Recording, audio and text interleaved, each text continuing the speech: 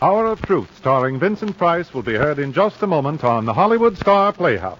But right now, a word about more of the grand entertainment ABC brings you every Thursday. Just a little later, listen to the original Amateur Hour with Ted Mack. That is the terrific show which gives talented youngsters their toeholds on fame. You'll hear singers, dancers, musicians, all as they make their important debuts. Tonight and every Thursday night, you get a glimpse into the entertainment world of the future, as Ted Mack presents the performers who will be the big star material of tomorrow. Don't miss the original Amateur Hour with Ted Mack tonight on ABC.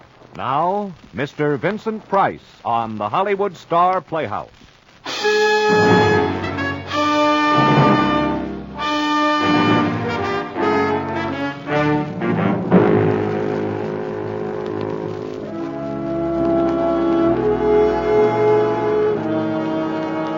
Hollywood Star Playhouse.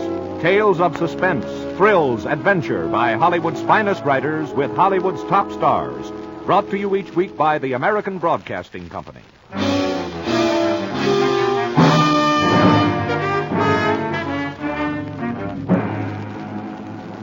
This is Orville Anderson. Welcome to the Hollywood Star Playhouse.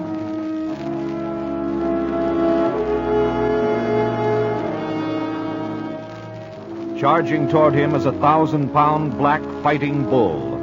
Intelligence, the instinct of self-preservation, cry out to him to run for life. But emotions and pride tell him to stand as terror and death rush toward him at express train speed. Relive this moment now with Mr. Vincent Price. This age-long moment the bullfighters call the Hour of Truth.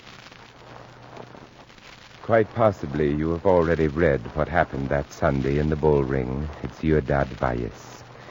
And possibly, having read it, you wondered what strange form of madness led a graying Britisher to face almost certain death in the hot sun of a Mexican afternoon. And yet I had no choice. I was goaded to that hour as inexorably as the bull himself is driven, till at length he lowers his head and turns to meet the steel.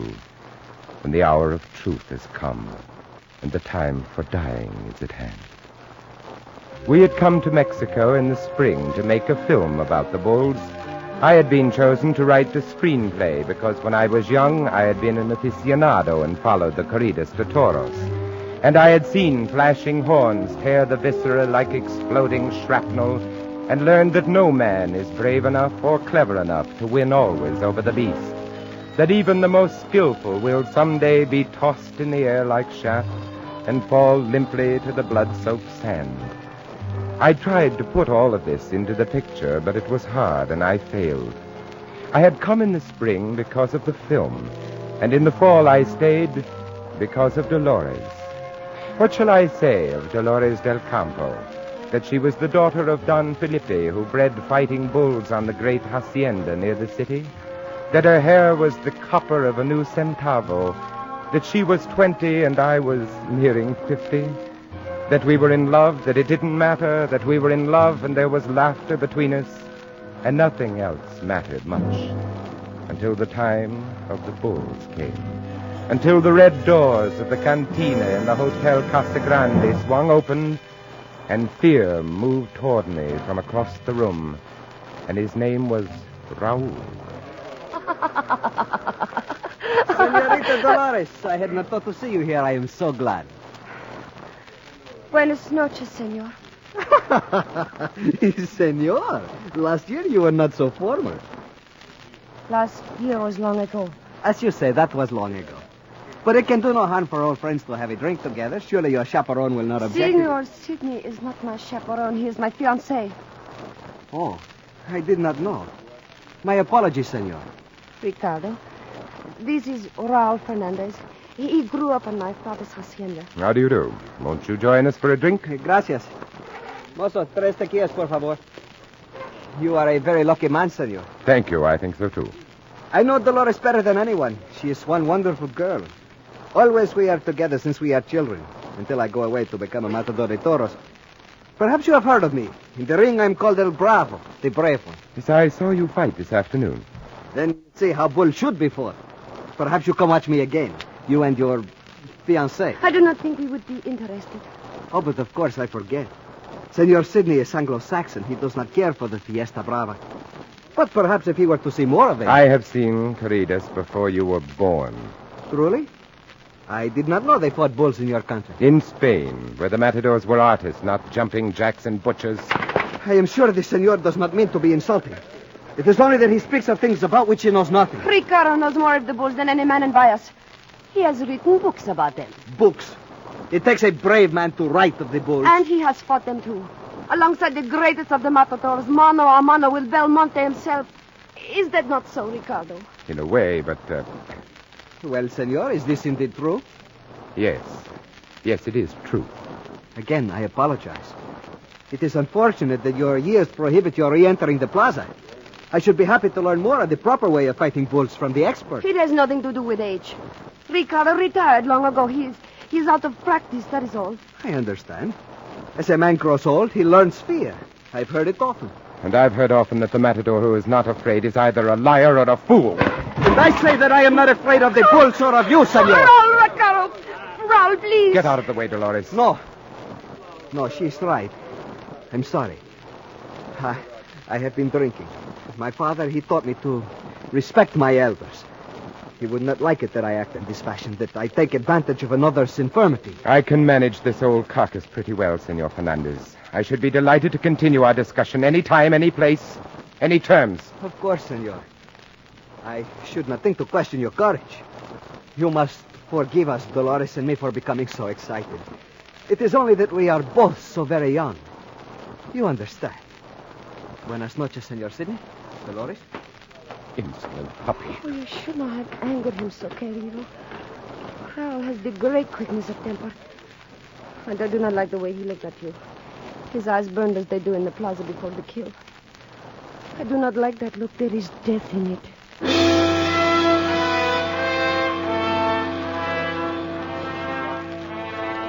I shrugged and reached for my drink, but my hands were shaking, so I set it down again.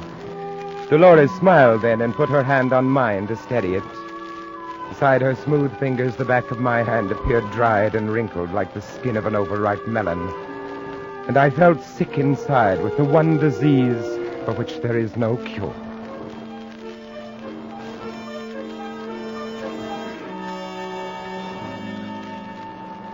You may pour the brandy, wine, and leave us. And Dolores, go to your room. I wish to speak to Ricardo. But, Papa... Oh, very well. Sometimes I do not think you realize that I am no longer a little girl. Either one of you. I'll wait for you in the garden, Ricardo. Oh, if he tries to postpone the wedding, just tell him we will elope. He is really very easy to handle. If you are just firm with him. Amigo, you did not tell me you had been a matador? My record's hardly been much to boast about, Don Felipe. A comic fight with wooden swords against heifers with padded horns. And I seem to remember there was brandy. And yet it was boasted of in the cantina last night. Dolores misunderstood or lied out of pride. How could I explain to two angry children a joke that happened before they were born? And they would not have laughed. No. But perhaps you should have told them, amigo. It might have avoided this. Don Sebastian Zapata, proprietor of the Plaza de Toros, is honored to invite the famed British matador, Senor Ricardo Sidney, to make his triumphal return to the corridas on Sunday next. Presentation will feature a mano a mano with the local favorite Raul Hernandez, called El Bravo. This is absurd. Your position is very awkward, amigo. To say the least. If I refuse, I'm put down as an old man or a coward. If I accept... No, Ricardo. Do not think of that. When you have watched often from the stands, it begins to look easy, but it is not easy. There is danger in it, quick death, and much pain. This was 20 years ago, 10 even. There are better ways to die, amigo, and better reasons for it. Now, if you will forgive me, there is a new cap I must see to. Perhaps later you and Dolores would like to look at him, eh? He is small, but he is of good blood. Someday he will be very brave and very dangerous. Good night, my friend.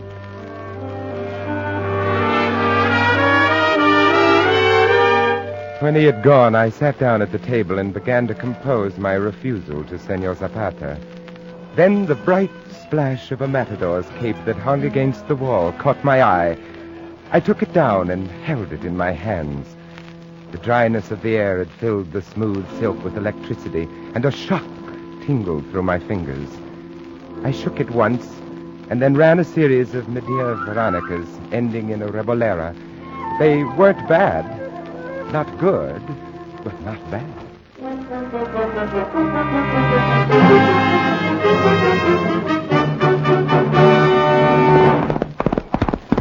Hola, Ricardo. Oh, where do you go, querido? The one's driving me into Valles. I have business there. With Senor Zapata? There is no need. I have attended to it. You rode to Valles? You saw Zapata? I saw Raul. I told him you would not fight. I slapped his face. It was very funny. Well, it is over. Are you not pleased? It was my decision to make, Dolores, mine only. It may be I shall have to fight. My honor is at stake, and yours also. Gracias, Ricardo. But I think I like a living husband, please. Even if you have to fight his battles for him, is that it? That is unfair. I went to Raul because... Because you were afraid I'd seem ridiculous in the plaza, and then you'd be laughed at, too. You should have thought of that before you lied to him in the cantina. There was no lie. You told me you had fought with Belmonte. A comic corrida. More than 20 years ago, but you had to show off to your childhood sweetheart. Now I may die for it. You seem to forget, Ricardo. It was not I who began the quarrel with Raul. It was your stupid jealousy. You are always jealous of anyone younger or stronger. Thank you. Ricardo, can't you see? I chose you. Not Raul. Not anyone else. And if you go into that plaza on Sunday, I shall never forgive you. Whether you are killed or not. Never! She had dug her heels into the pale sides of the Palomino and was gone before I could answer, the hot wind molding her long copper hair into a trembling, defiant banner. I knew that she had left me no choice. Senor Zapata. Sí. Buenos dias, Senor Sidney. Buenos dias. You come to settle the arrangements. Bueno. Sit down, senor. You are acquainted with El Bravo, see? Yes, we've met. Buenos dias. I show me amigo here the posters for Sunday. You like, yes? Your name, it comes first. That is because you are the novelty. Well, perhaps I should explain. I've been retired from the corridas for many years. I don't feel that at this time I should... Sí. Naturalmente. Pity, though. Posters, the quadrilla. Raul assures me you are most anxious, so I go ahead with the arrangements. But I am a little surprised, a man of your years with a limp, too. Those old Coronado can be most dangerous. It is, of course, a wound from the horns. The bone was damaged by a piece of high-explosive shell at a place called Omaha Beach, and not so very long ago. Forgive me, senor. I forget there are many places for a man of valor to show his courage. I regret your decision, senor, but I shall find a substitute. Thank you. Good day. Senor Sidney. Yes? She will not let you fight, will she? I don't see that it is any of your business. No? You think it is because she loves you, because she is afraid for you. But it is not you she thinks of, it is me. Here, look at this letter. Do you recognize the hand? Read it. Go on. You have my permission. Very well. I read it for you. Do not ever again ask me to watch you fight, because each time I see you close to the horns, a part of me dies. She wrote this. Why not ask her, senor? Senor Zapata. Eh? You may as well distribute those posters. The noted British matador, Senor Ricardo Sidney, will make his triumphal comeback in your mano a mano on Sunday.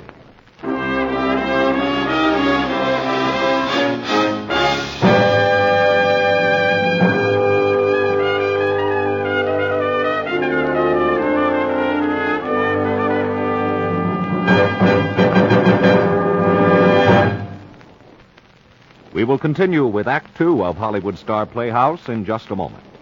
Defense is the job of every American. Yes, to be strong and secure, our country needs the help of every citizen. Defense bonds provide that help. They help to make America strong financially. They help to curb inflation, and they make the individual family more secure. Peace is for the strong, security for those who earn it. Invest in peace and security through United States defense bonds. Join the payroll savings plan or the bond-a-month plan, and buy extra bonds during the defense bond drive.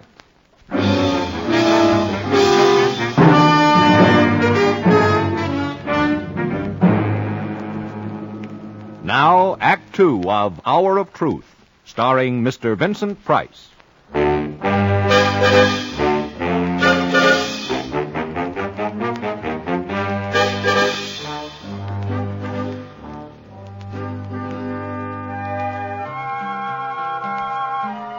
It was before when I wrote that letter to Raul, before you came, before I loved you.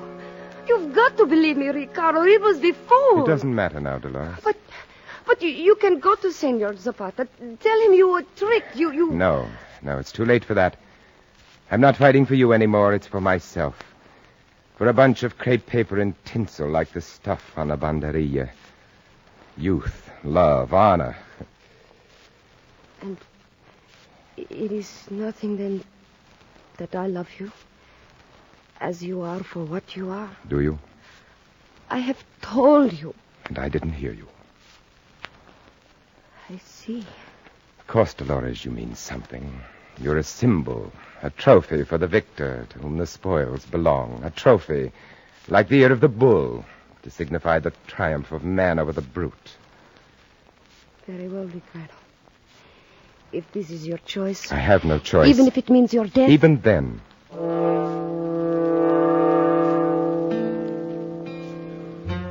Jorge Chillero was waiting for me at the practice corral of the hacienda. The grizzled bandoliero who had fought in every major plaza in the Americans knew me instantly for a fake, the grossest kind of amateur. But he made no comment. He only spat through his teeth and began to work, demonstrating the passes on the household cows and an old seed bull with stubbed-off horns, patiently, doggedly, as one teaches a backward child or an old horse too long unbroken to the harness.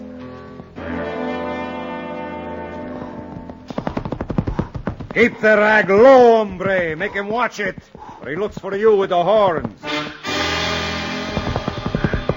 Another Veronica, hombre. Swing him back in his own length. Keep the feet together. This is not a dance, hombre. This is serious business. Closer, hombre. Closer, over the horns. You cannot kill if you're not willing to die.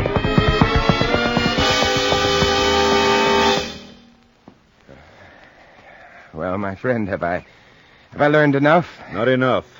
But there is no more time. Tomorrow in the plaza, do little with the cape. And do not try for adornments or to place the bandolieros yourself. You know something of the muleta. Have some grace with it. You should get by. Thanks, amigo. And the kill, will I get by there, too? Well, there is always luck in that, hombre. The fatal spot is small. The sword may strike bone or bend double in the muscle. The spot is small. And the risk is certain. But if I draw easy bulls tonight, I should be all right. Si, hombre. If you draw easy bulls. It was dark in the pens underneath the bull ring. The single electric bulb threw the shadows of the 4 bulls grotesquely large against the whitewashed walls. 3 of them stood quietly enough. But the 4th, a gigantic brute appropriately named Angelo Negro, rushed from side to side, butting his head against the planking, causing the whole structure to shake. Senors, the bulls are in the hat. Mano a mano, 2 matadors, 2 bulls each. I shake the hat, so, and you choose, Senor Sidney. Number 62, Umberto. And number 45, Angelo Negro. Ha, bueno, bueno. He is mucho toro, senor, that black angel.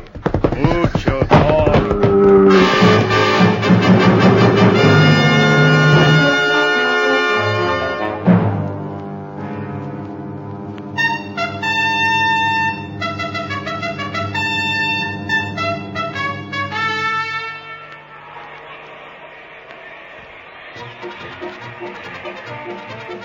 We made the paseo side by side, El Bravo and I. The music played, but I could not see the trumpeters, for the copper-colored sun was in my eyes.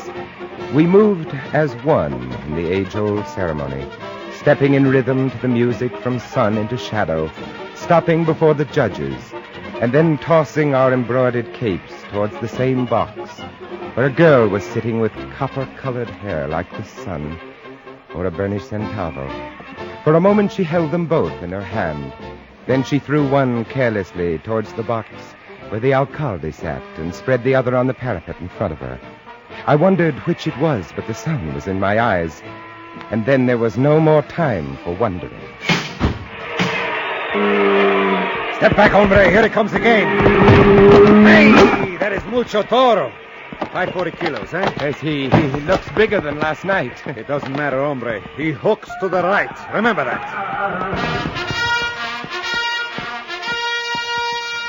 Senor Sidney, your bull is ready. Do not keep him waiting. He might get angry. It is time, hombre. God go with you.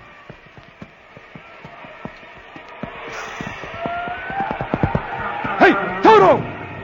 Hey, Toro! Toro! Charge, you brute! Hey, Toro! He came at me like a Sherman tank at full speed. I managed to work my frozen muscles into a semblance of a Veronica and lured him off. He came back without my asking. I tried 2 more Veronicas and a farol. I didn't do them well, and I slipped as I pivoted. The bull wheeled short and came for me again. The cape of the bandilleros turned him off. I wasn't working close enough to the horns, and I knew it, and the crowd knew it, too. A couple of pillows were thrown into the ring, kicking dust into my face. It didn't matter. The instinct of self-preservation was too strong. I couldn't get close to those flashing horns. I couldn't. I signaled for the picadors to begin, and the crowd hooted. The horse, hombre, the horse. The big slip. Toro! Toro! Here! Toro! Toro! He followed my lead, charging short and turning. I passed him in a series of linked Veronicas. I could feel his hot, fetid breath on my face as I wound him round me, drawing him past with a cape and winding him back like the skirt of a dancer's pirouette. Somewhere in the stands, the band struck up the same old music, but there was a new tune mixed in, the heady music of the oles. I spun the bull in his own length. His legs crossed, and he dropped to his knees. Then I made 2 more quites, drawing the bull away from the horses. They weren't as spectacular as the first, but they got by well enough. Then the bandilleros went in. They were good men and planted the sticks well. But the bull's head didn't drop much. He grew cautious and crafty. But there was still fire in his charges and danger.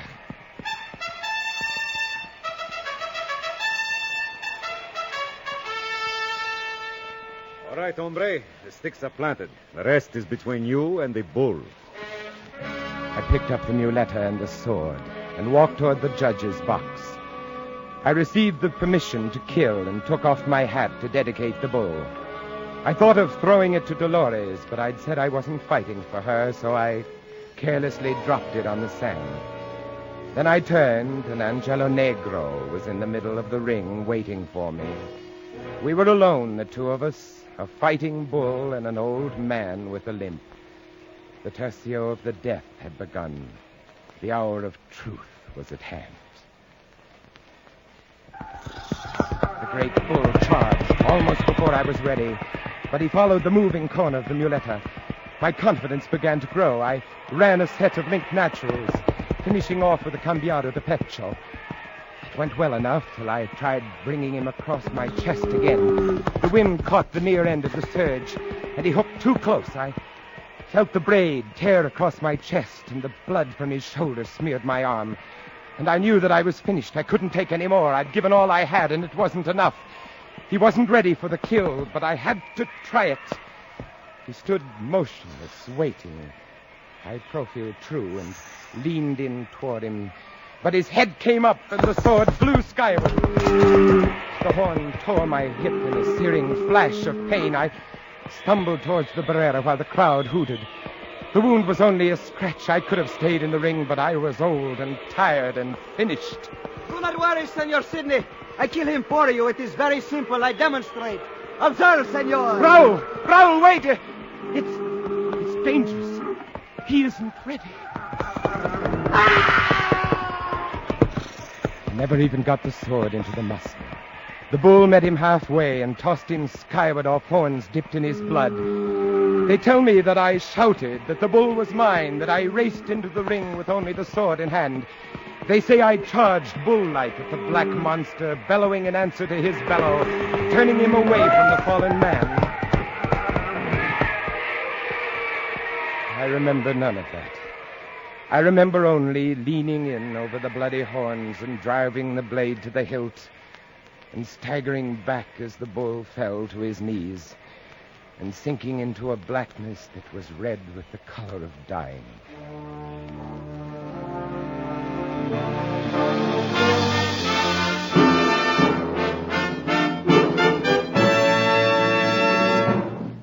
I came to in the infirmary under the bull ring. The doctors were sewing up Raul Fernandez, El Bravo. There was another figure beside the surgical table. Her face was pressed close to Raul, so I couldn't see it. But I could hear her sobs from under the mass of burnished copper hair that fell over the pillow of the unconscious matador. On the table beside me were 2 ears and a tail. Trophies of triumph. I picked them up and walked into the passage that led out of the plaza. I felt fine as I walked out into the sunlight, and I kept on walking all the way to the airport.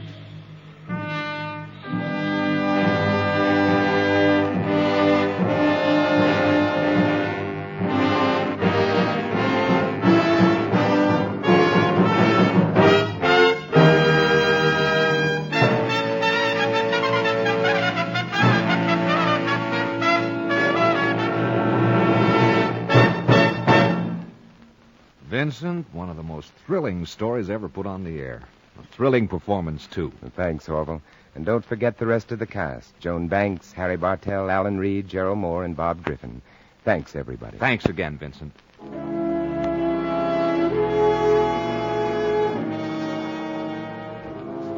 Vincent Price can currently be seen in the RKO production, His Kind of Woman. Tonight's play was written especially for Mr. Price by Robert Yale Libet, with music by Basil Adlam.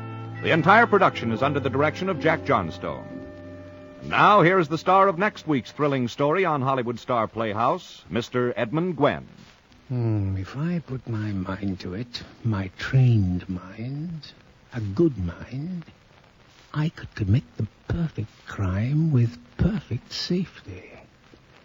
And since I have plenty of reason for committing that crime, who's to stop me? Who can outwit me? Thanks, Edmund Gwenn. And the harmless-sounding title for next week is The Professor Stays at Home. On tonight's program, all characters and incidents were fictitious. Any similarity to actual characters or incidents is purely coincidental. And now, this is Orville Anderson saying good night for Hollywood Star Playhouse. This is Vincent Price again, reminding you that Ted Mack is standing by now to bring you the original Amateur Hour. Be sure to stay tuned.